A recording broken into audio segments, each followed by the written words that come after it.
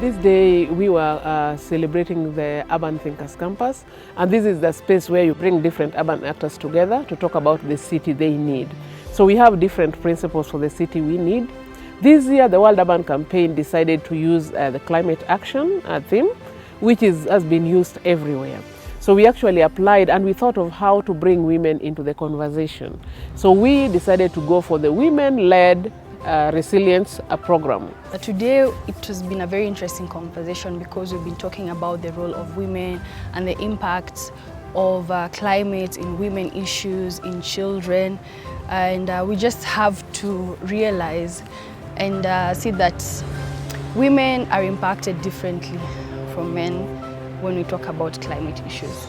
In terms of that, they're most vulnerable because they're the ones interacting in the environment. So if we look at things that they need to look for food, they need to look for water, they need to fend for the children.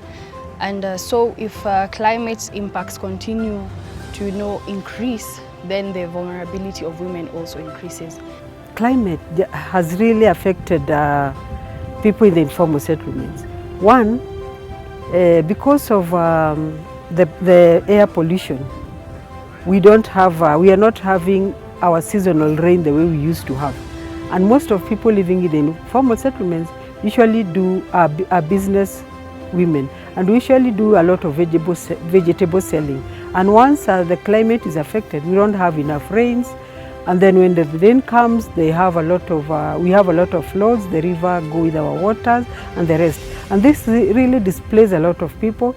It also affects the economic status of those people living in the informal settlements because they are not able even to put their daily food on the table. Causes of climate change in our informal settlements because people don't have the adequate knowledge to realize that they are causing they are the drivers of climate change without knowing, because people dispose the garbage anyhow, which end up when they decompose and when the ultraviolet rays from the sun hit them, there's methane which is produced, which interferes with the ozone layer. Now we have the global warming effect. The big call is that all of us should take climate action as a human right, as something that they interact with directly and try to mitigate the effects, because there isn't much we can do right now.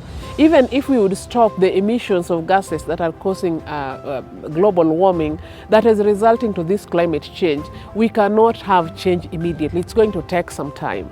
So it's very good for us now to just internalize what we can do for us to have just live peacefully. One, I think it is very important, even what the government is doing now, encouraging people to plant trees and also encouraging people to do a lot of urban farming using the basic kitchen gardens.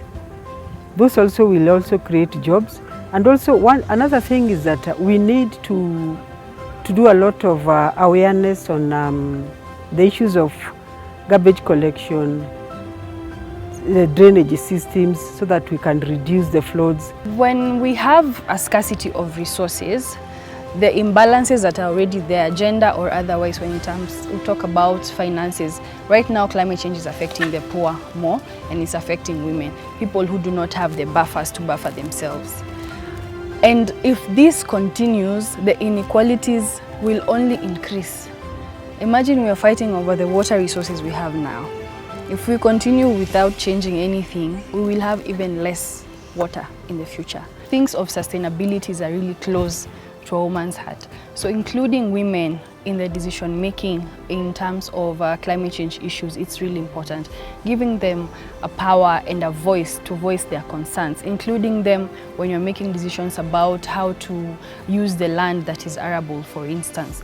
Because you'll realize there's so many gender disparities when it comes even to land issues in Africa.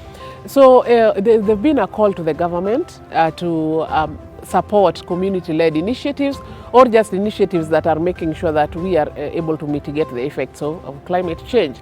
We've had a call to the civil society world, the donor world, financing of the local organizations who are doing climate change. So in a nutshell, this is what we have been able to